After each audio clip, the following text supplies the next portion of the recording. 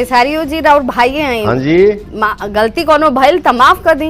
बिल्कुल। मेरा छोटा भाई है, हमेशा मस्त रहे, हमेशा छाए रहे और हमेशा गरजते रहे।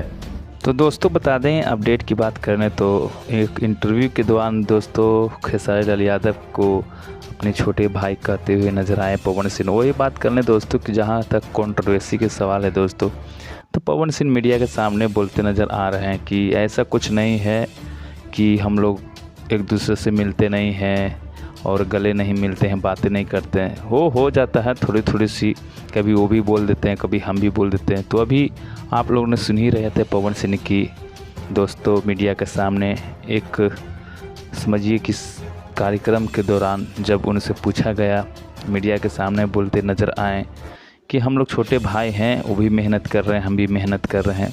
और अच्छा लगता है कि भोजपुरी इंडस्ट्री अगर सब कोई मिल के काम करे और मिल के रहे तो बहुत खुशी की बात है दोस्तों कि लोग मिल के रहें और कंट्रोवर्सी हमेशा के लिए ख़त्म हो जाए, यही मैं चाहता हूँ।